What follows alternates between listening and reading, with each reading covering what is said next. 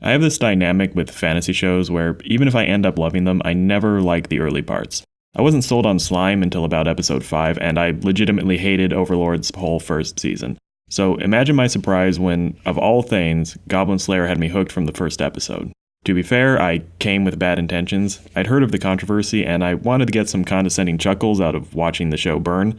I spent most of the first episode laughing, and when Goblin Slayer made his debut to the sound of sick guitar riffs, I knew I'd be coming back every week to watch this madness unfold. And I wasn't disappointed. The show was written with the flaws and misplaced confidence you'd expect from a bad fanfiction, not an internationally published light novel. But over time, my love for the show grew less and less ironic, and when this scene happened,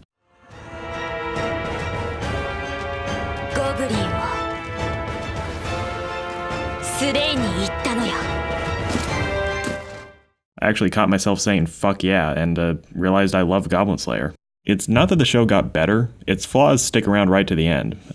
Listing a few, we have a protagonist who takes a beloved archetype to unrealistic extremes, severely underwritten support characters, a plot which mostly consists of our hero checking his mailbox, antagonists which are too simple to provide a moral conflict, making fights purely physical contests, and finally, bouts of edginess so intense that we start to question the author's intent instead of just enjoying the show.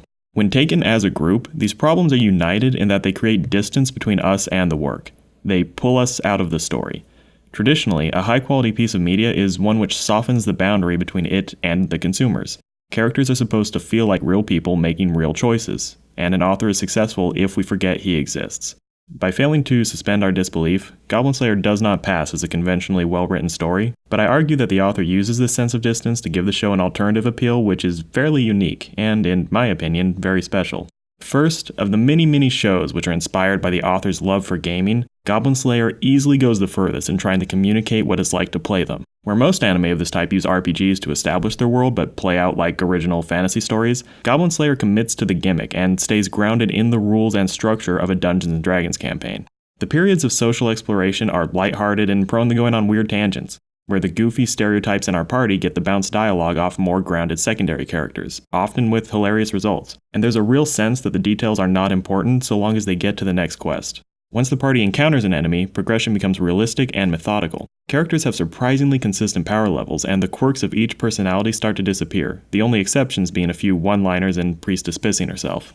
There is an unusual level of attention paid to keeping combat grounded in the abilities and equipment of the characters. They don't gain power as the plot demands, nor can they flip around like it's a video game. If Dwarf Shaman runs out of spell slots, tough shit, he has to sit there and feel bad. Same story with Archer's arrows. One moment in particular stood out. When the party is fighting in the sewers and the Goblin Slayer has his too angry to die moment, the audience is prepped for a Super Saiyan-esque power-up, only to see our hero stumble behind a pile of rocks. When I first saw this, I laughed my ass off at the botched execution of what should have been a climactic moment. Only later did I realize that Kumo is writing combat scenarios on a grid, and it doesn't matter how pissed off Goblin Slayer is. He has a move speed of 6, and if he wants to exceed that, he has to dash, just like everybody else. This all matters because, unlike anime or manga, tabletop storytelling is defined by an awareness of the players behind the characters. As I've mentioned, the flaws in Goblin Slayer's writing prevent us from getting totally immersed in the story. But this has the happy side effect of reminding us that we are participating in a constructed world which is controlled by an actual person. Because of this, we don't just appreciate a scenario's progression based on its in-universe significance, but also as a conscious decision made by a human being who is trying very hard to entertain us, which nicely mirrors the relationship players have with their DM. This is helped along by the disjointed, random nature of the show's fights. One moment the party is creeping along a sewer wall, the next 10 goblins are in a Viking longboat charging down a river of shit, only to be crushed by a gigantic white crocodile. This kind of non sequitur is usually toxic for narratives, but in this context it adds to the sensation that Kumo is making things up as he goes along, and conveys some of the thrill of watching an unplanned story emerge in real time. I'd actually compare it to a game of Cards Against Humanity. If I published a book of my favorite card combinations, that would be fun for about 10 minutes. But I could live stream an actual session and that could hold your attention for hours. Sharing in this kind of emergent randomness with another human being is what makes it fun. And this gets me to what I see as the show's core appeal, a special relationship with the author. I don't think I enjoy Goblin Slayer so much as I enjoy Kumo Kagyu enjoying Goblin Slayer. I legitimately feel like I'm sitting at a table with one of my college buddies, just watching him see what he can get away with, and there's a subversive fun to participating in it. It's like we walked into a game store and Kumo pulled out the keys to the back room, where the usual rules do not apply and we can enjoy a type of freedom you can't have with the general audience. Are we going to want a story packed with rape and brutality? Probably not, and the show rarely gets that dark, but things can go that way without hurt feelings. It's just you and a creator who is totally sincere but has truly bizarre sensibilities. Whatever happens, happens. My favorite example is the aftermath of the sewer fight. Goblin Slayer is critically injured, so Sword Maiden heals him with a ritual where they have to sleep together naked. But they have to throw in his teenage sidekick, because the spell needs a virgin and Sword Maiden was raped at one point. After waking up, he autistically scans Priestess for signs of injury, then confronts Sword Maiden with some Batman-level deduction which reveals that she orchestrated the whole thing, somehow. This ends with Goblin Slayer promising to heal her PTSD by killing goblins in her dreams, then walking into the darkness as she literally swoons over his words.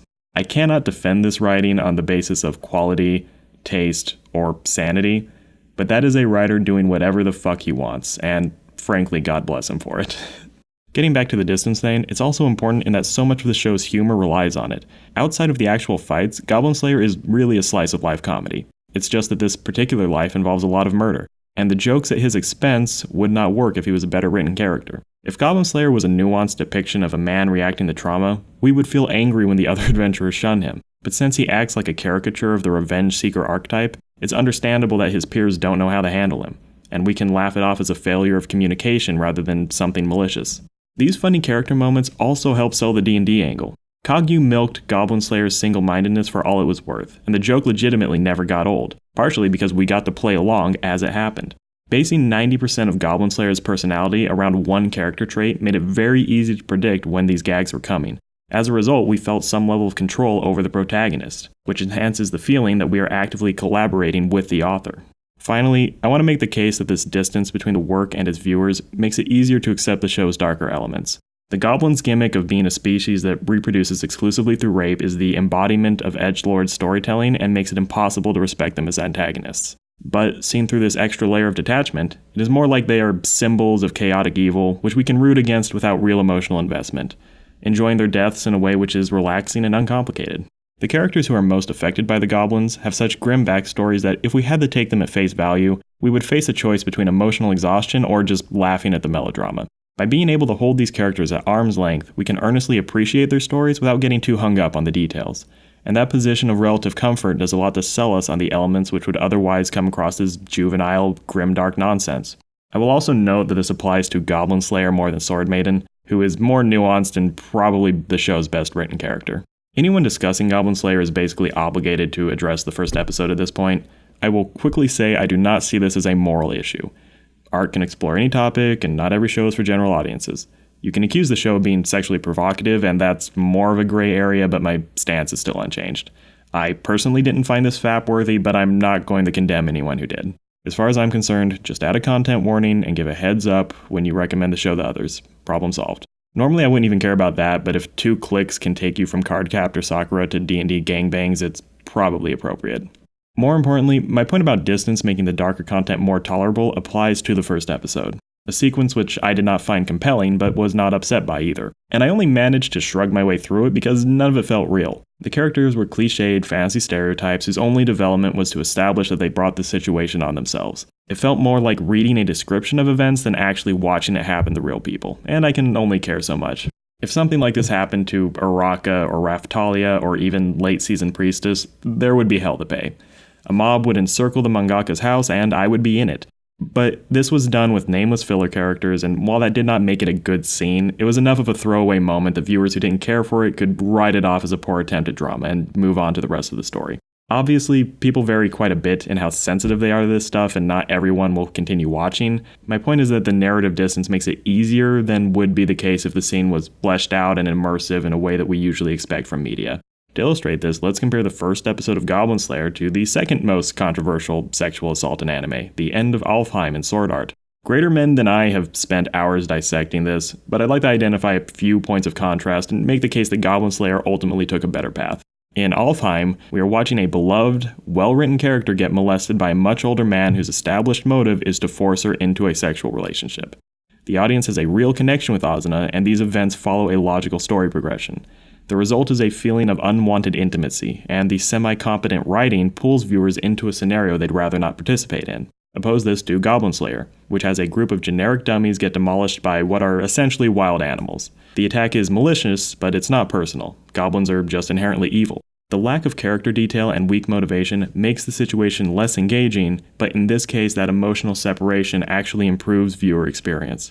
Kirito is also the perspective character during the assault in Alfheim, which makes it feel like some weird fantasy where you turn the tables on a man assaulting your girlfriend and let him live because you're that great a guy or something. The fact that Kirito has been firmly established as a vehicle for wish fulfillment by this point only makes this worse. Priestess, on the other hand, is simply trying to escape a desperate situation, and the only wish fulfillment is in having a random badass show up to save you, which is a little more dignified than the reverse cuckold stuff. As a bonus, Goblin Slayer also throws in a male adventurer who is totally ineffective and gets literally torn to shreds. Again, not everyone will find this satisfying, and it's not my goal to convince them. I'm just making the case that keeping things a little more abstract and generic makes stuff like this easier to get past than it would otherwise be. Well, that about sums up my arguments. Goblin Slayer has a lot of problems, and these interfere with our ability to get fully immersed in the story. But that feeling of creative distance works in less conventional ways, which I really came to value. I can't tell you how much trouble I had with this script. My original idea was a little too complicated and relied on me being harsh towards the show in a way I didn't actually feel by the time I recorded, and I was surprised by how much I had to rewrite this to make it semi-coherent. There is only one aspect of the show I felt strongly about from beginning to end, and that is Lizard Priest. I just like this guy. No complicated arguments about creative distance, no ironic whatever. He's just wonderful. I like that he's a Native American. I like that his ancestors' bones joined the party at the end. I like that he likes cheese. I just like him.